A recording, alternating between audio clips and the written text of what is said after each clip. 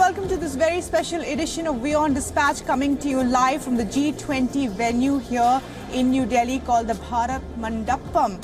Well, this is where the world's most powerful nations are coming together that represent 85% of the global GDP and 75% of the global trade. What are they going to be talking about? There are several bilateral meetings expected, as well as decisions on multilateral issues. All of this is our agenda here on WION Dispatch tonight. We'll be cutting across to our reporters and guests through the show. Let's get you the headlines this hour.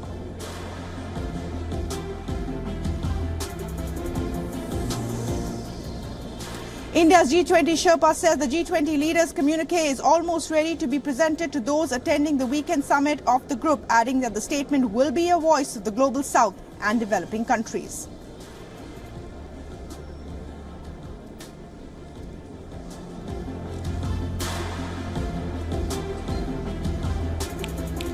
Russia's Foreign Minister Sergei Lavrov arrives to head Moscow's G20 Summit delegation in President Vladimir Putin's absence.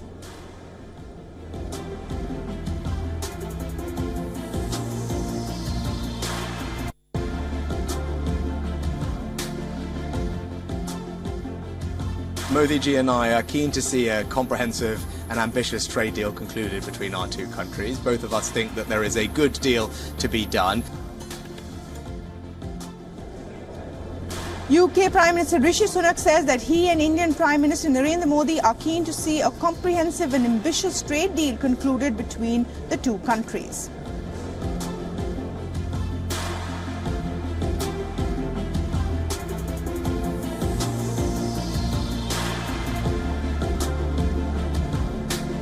Hundreds of Tibetan exiles held a protest rally in New Delhi condemning the Chinese participation in the Group of 20 Summit, calling on leaders to discuss the Sino-Tibetan relations.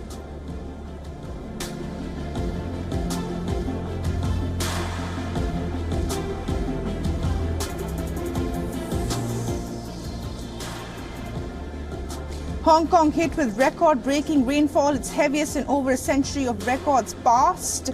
Parts of the Asian financial hub become chaotic, with some areas recording nearly 8 inches of rain.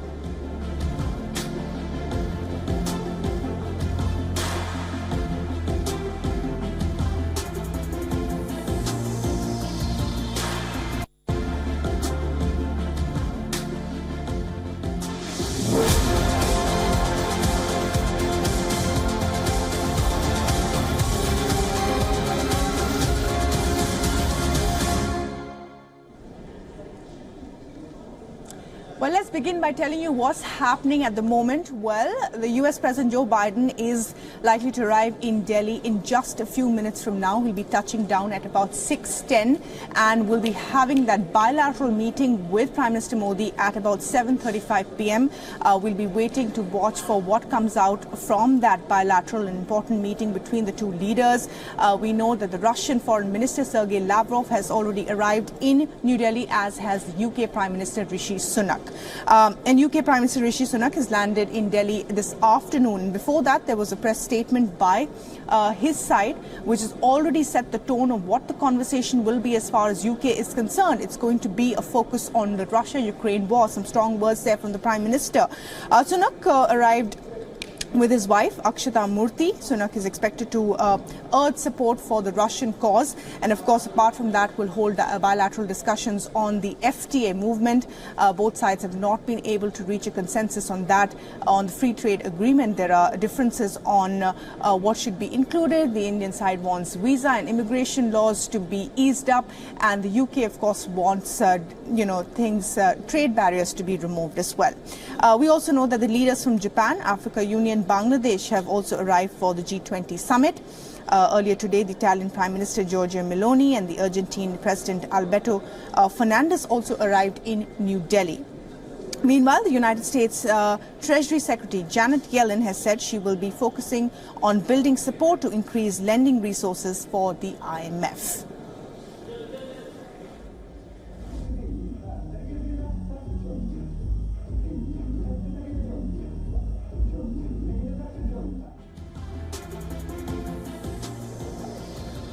Did you run the bike?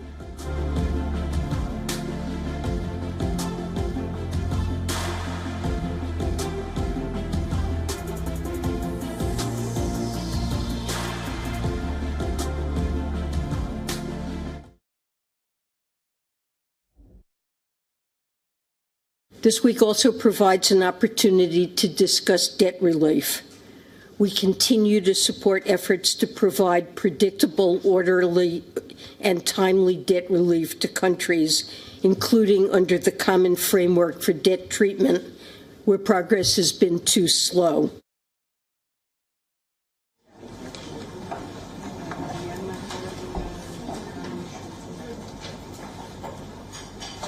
Good morning, everyone. Up to the expectations of the Indian Prime Minister Narendra Modi. Earlier, Prime Minister Modi said India's presidency should be inclusive, decisive, ambitious and action-oriented. Let's listen in. I'm just observing that last time when we had the last meeting of the G20, we succeeded and we had a common statement, we had a declaration, and I'm observing that for some countries it seems to be more difficult today to agree on a clear position, condemning and also sanctioning Russia for this decision to launch this war against Ukraine.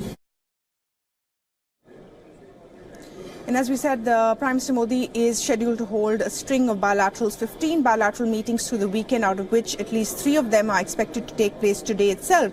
As per the tentative schedule of bilaterals being held, Prime Minister Modi will be meeting, as we said, the U.S. President Joe Biden, the Bangladesh Prime Minister Sheikh Hasina, and also the Mauritius Prime Minister. New Delhi leaders' declaration is almost ready. I would not like to dwell on it because this declaration will be recommended to the leaders and the leaders will then accept it. And only after it has been accepted by the leaders, we'll be able to talk about the actual achievements of this declaration.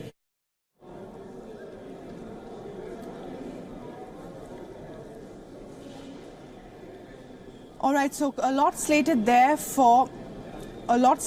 today for the bilaterals, and also, of course, the important focus will be on the multilateral cooperation between all these sides. India's focus, of course, on food and energy security, on multilateral banks, on the global south, and we'll be talking about all of this in the course of this show.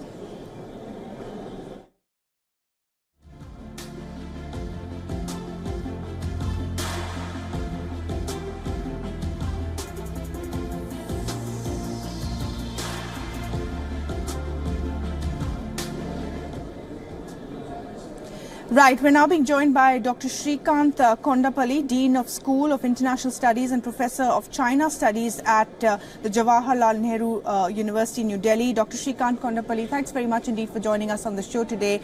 Let me begin by just asking you, what are your expectations from the G20 given the tone from several of the Western countries already? Well, as you just played, the announcement that the declaration draft is already ready, and in the last 220 meetings so far in different cities in India, there has been a number of discussions: finance, foreign policy, central banks, environment ministries, NGOs, health ministries, cyber related matters, agriculture ministries, and of course the commerce and macroeconomic situation, infrastructure, that is roads, railways, transportation. They have all met, and it appears that there is a lot of consensus on these issues. It is well known that there are differences between G20 countries, as is reflected in the Bali summit meeting last year on the Ukrainian conflict. However, on a number of other issues, there has been a lot of consensus. And these include, number one, I think, economic recovery. After the pandemic, we have seen economic, decline in many countries, negative growth rates in Europe, and for the much of the world because of the kind of distress that has originated with the COVID pandemic spread across the globe, and contraction in demand for the goods and services. there is also the technological disruption in a more positive manner, but also there is a negative effect of cyber attacks. Positive ones in terms of AI, Internet of Things, 3D printing, and a host of other technological issues. So there is also the supply chain disruption, which has caused a lot of hardships for people because of the transportation sector being shut down.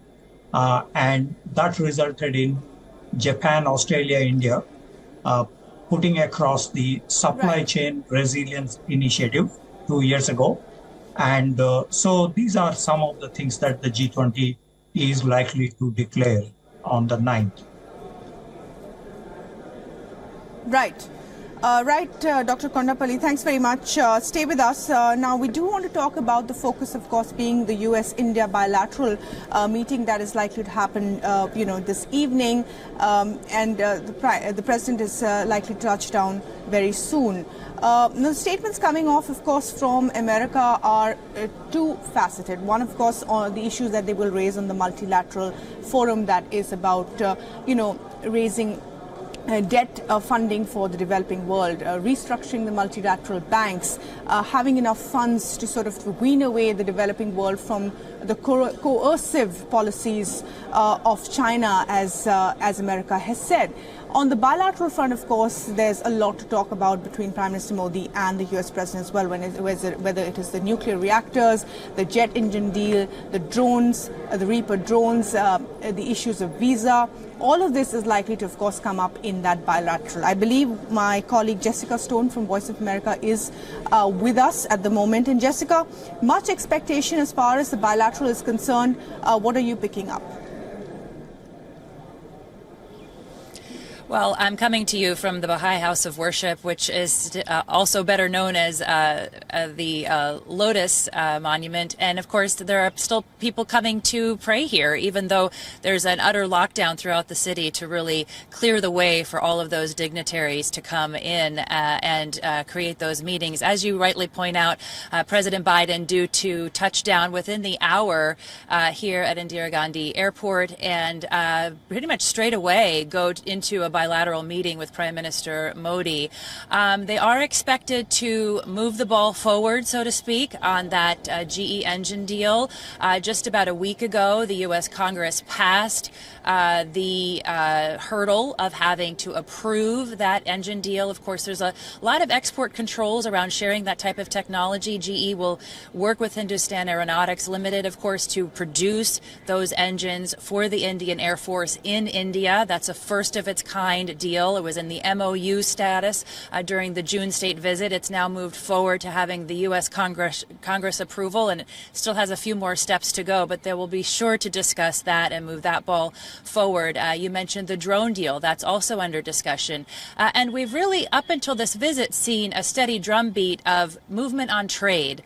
For example, in June, 5 out of 6 of the World Trade Organization complaints between these two countries were resolved.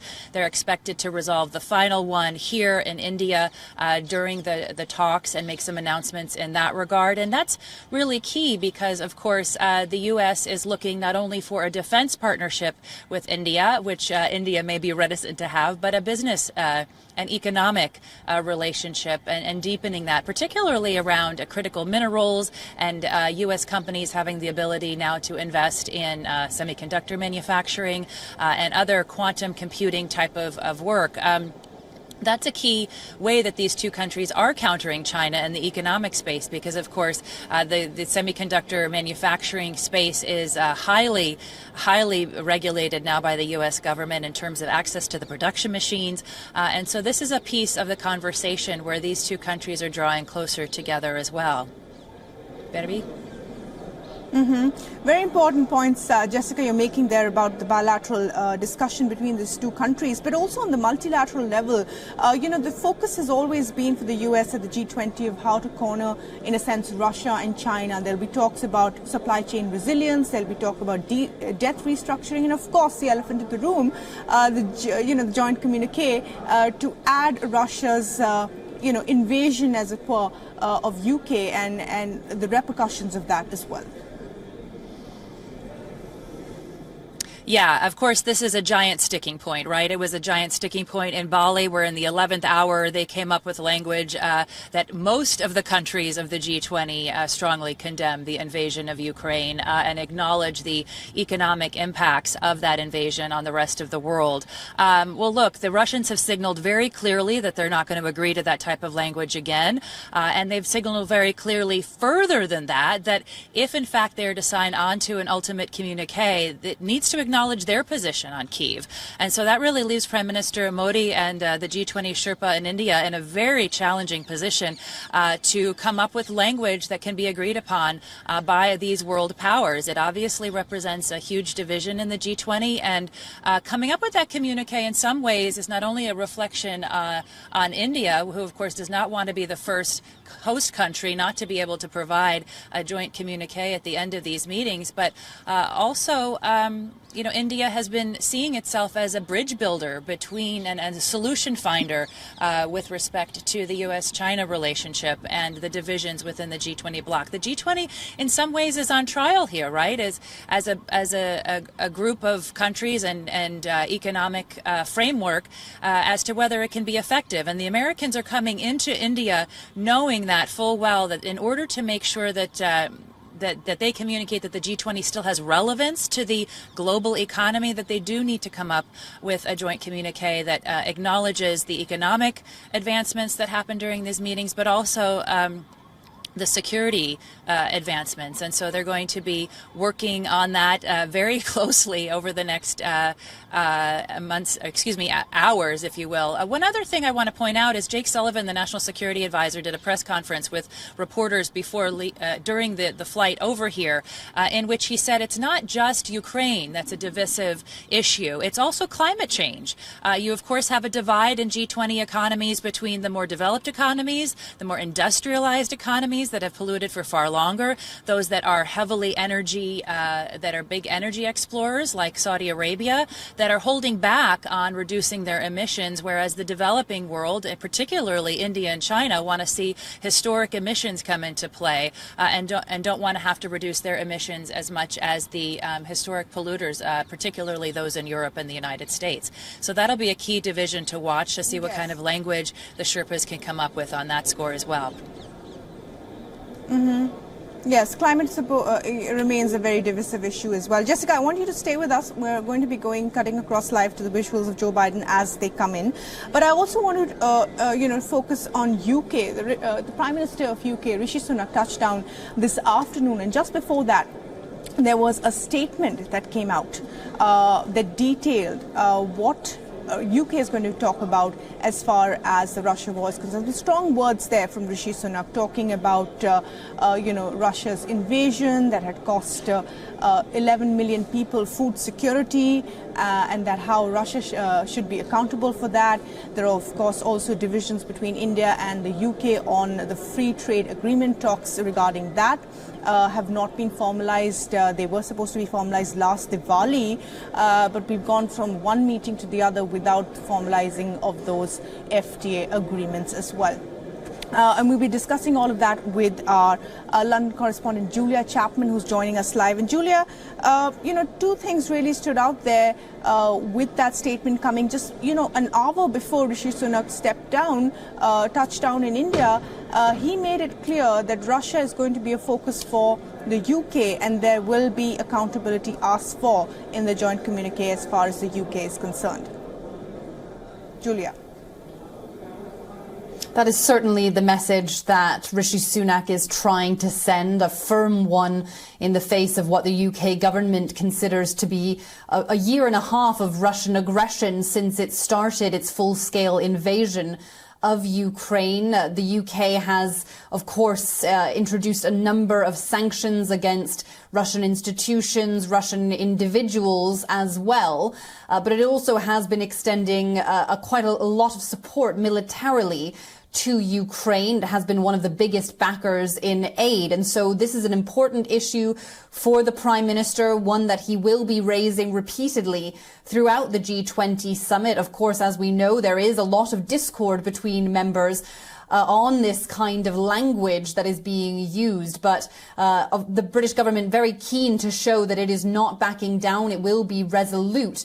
But whether that can materialize into any kind of formal language will be very difficult, of course, with the presence of the Russian Foreign Minister Sergei Lavrov. But yes, this announcement also referred to a international food security summit that the UK is planning to host later this year. The grain deal has been a big focus for many world leaders, not least Rishi Sunak of the UK.